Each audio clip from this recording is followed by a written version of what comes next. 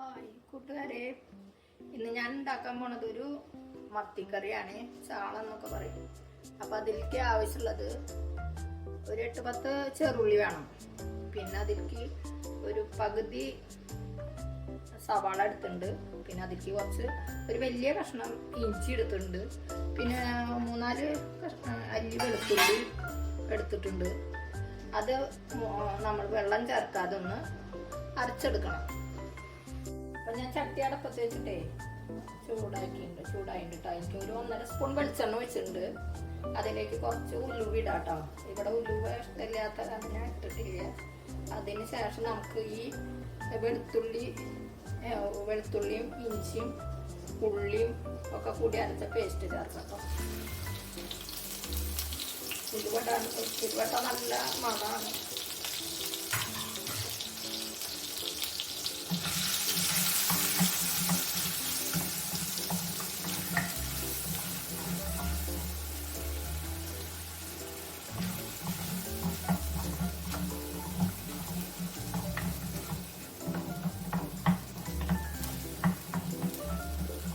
നല്ലപോലെ വഴറ്റണം. അതിൻ്റെ പച്ചമണം മാറുന്ന വരെ വഴറ്റണം നമ്മൾ.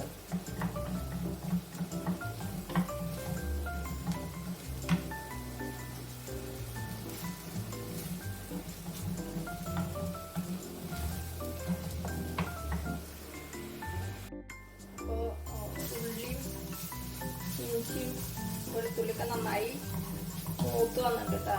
നമുക്കപ്പോൾ തീ കുറച്ച് വയ്ക്കണം. എന്നിട്ട് നമുക്ക് പച്ചമുളക് ഒരു 3-4 പച്ചമുളക്, പിന്നെ കുറച്ച് കറിവേപ്പില ചേർത്തൊന്ന് വഴറ്റാട്ടോ.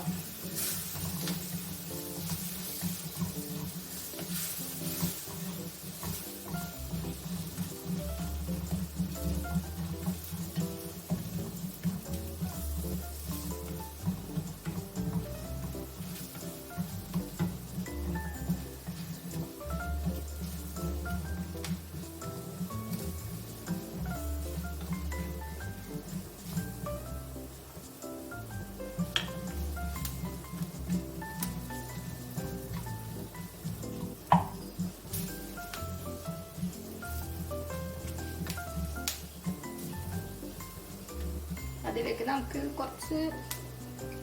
ഒരു 2 സ്പൂൺ കാശ്മീരി മുളക് പൊടി, പിന്നെ ഒരു 2.5 സ്പൂൺ സാദാ മുളക് പൊടി എരിവുള്ള മുളക് പൊടി,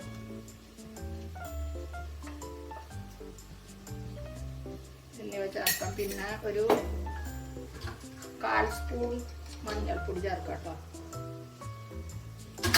ഞാൻ കുറച്ച് കല്ലുപ്പ് ചേർത്തിട്ടുണ്ടായിരുന്നേ സവാള വഴറ്റുമ്പോൾ. ഒരു 1/2 സ്പൂൺ കല്ലുപ്പ് ചേർത്തിട്ടുണ്ടായിരുന്നു. ഇതെല്ലാം കൂടി ഒന്ന് ചെറുതായിട്ടൊന്ന് നോക്കിച്ചു കൊടുക്കാം. കുറച്ച് വെളിച്ചെണ്ണ കൂടി ഒഴിക്കാം കേട്ടോ.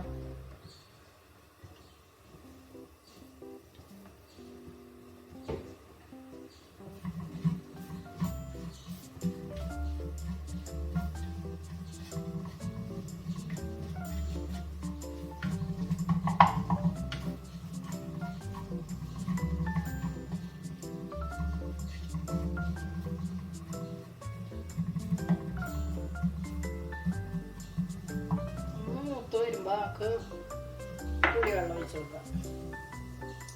പുളിവെള്ളം കുടംപുളിയാണ് കുതിർത്ത് വെക്കാൻ വെച്ചിട്ടുണ്ടായിരുന്നു. അപ്പം അതൊന്ന് ഒഴിച്ച് കൊടുക്കാം.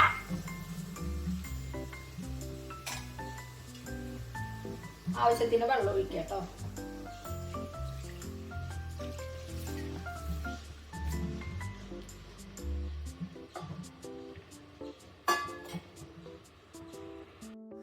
നമ്മുടെ കറി നന്നായി തിളച്ച് വന്നിട്ട് കേട്ടോ. കുടംപുളിയും മുളകും ഒക്കെ കൂടി ചേർത്ത കറി തിളച്ച് വരുന്നുണ്ട്. അതിലേക്ക് നമ്മൾ കുറച്ച് മീൻ, 1/2 കിലോ മീൻ ചാളയുണ്ടാവും, മത്തി, നമുക്ക് ചേർത്ത് കൊടുക്കാം കേട്ടോ.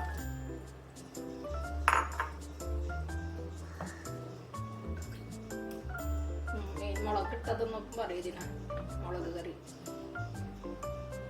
മത്തി മുളകിട്ടത്, ചാള മുളകിട്ടത് എന്നൊക്കെ പറയട്ടോ. അപ്പം ഇതിലേക്ക് നമുക്ക് കുറച്ച് ഉപ്പും കൂടിയും ചേർക്കാം.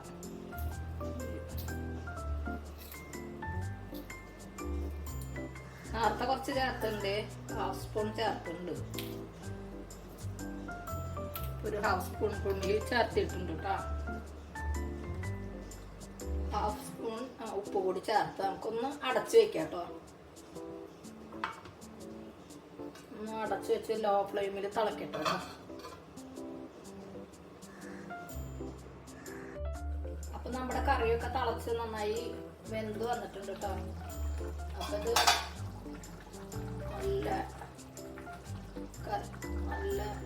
നമ്മൾ ഉപ്പും മുളകൊക്കെ ഒന്ന് നോക്കാം, എല്ലാം കറക്റ്റാണ്.